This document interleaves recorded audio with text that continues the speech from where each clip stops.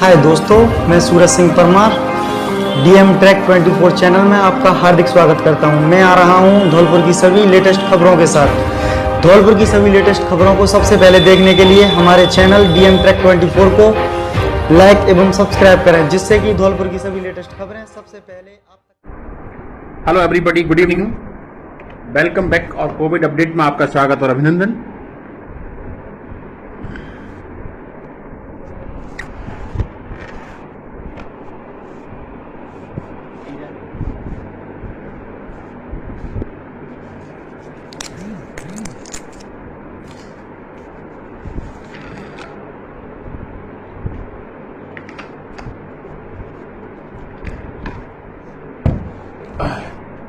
बात कर रहे हैं कोविड पेशेंट्स को लेकर के।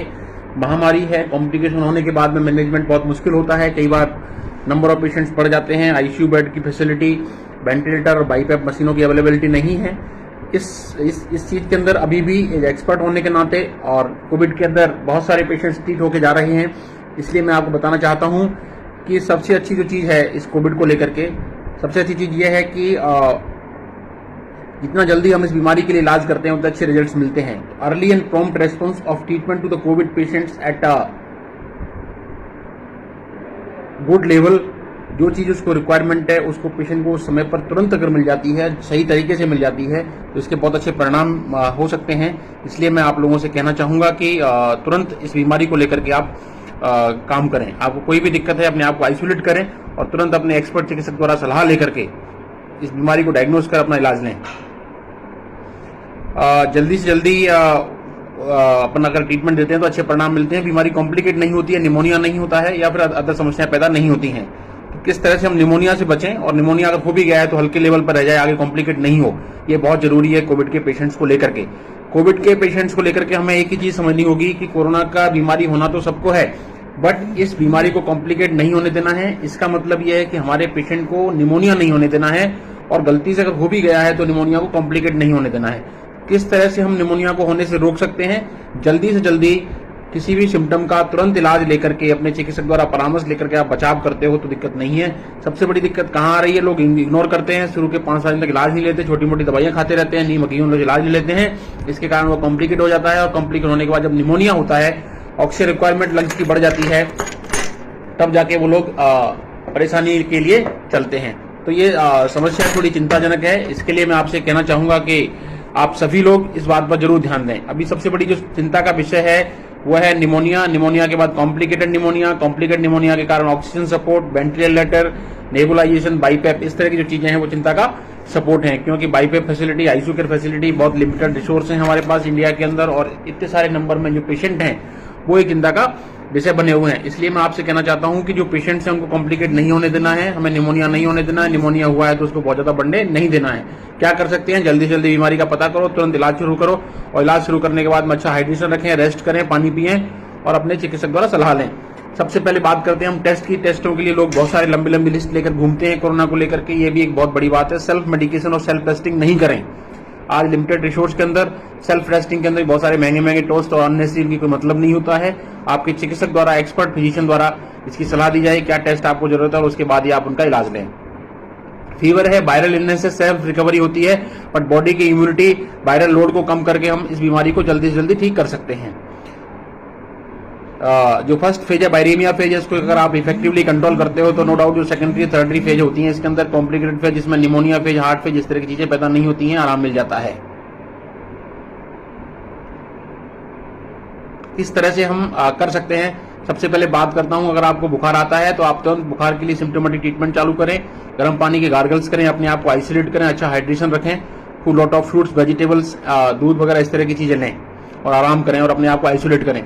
इसके बाद बात करते हैं हम अपने एक्सपर्ट द्वारा सलाह लें। एक सीबीसी और सीआरपी की जांच बहुत जल्दी है और कराएं। अगर आपके आसपास कुछ भी फैसिलिटी नहीं है, कोई जरूरत नहीं है आपको सीटी स्कैन कराने की, कोई जरूरत नहीं है डी डायमर कराने की, कोई जरूरत नहीं है प्रोकाल्सिटोनिन, IL-6 इस तरह की लंबी लंबी बातें करने की। प्रैक्टिकल थिंग इज दैट, अगर आपको फीवर है, आपके आसपास गला खराब है, खांसी, सांस में तकलीफ, इस तरह कोई भी चीज लगती है, एक्सपर्ट द्वारा दिखा करके सीबीसी और सीआरपी की जांच कराएं। सीबीसी के अंदर आपको ल्यूकोपीनिया है, प्लेटलेट्स कम है, neutrophil lymphocytic ratio more than 2.5 है, यूसिनोफीनिया है, तो बीमारी की ग्रे प्रोग्नोसिस को बताती है, बीमारी आगे बढ़ सकती है और आपको रिस्की होता है। इसलिए उसका एक्सपर्ट द्वारा एंटीबायोटिक्स और सपोर्ट के द्वारा तुरंत इलाज चालू किया जाना चाहिए। इसके साथ साथ बात करते हैं सीआरपी की। सीआरपी की बेलू सीआरपी एक इन्फ्लेमेटरी मार्कर होता है।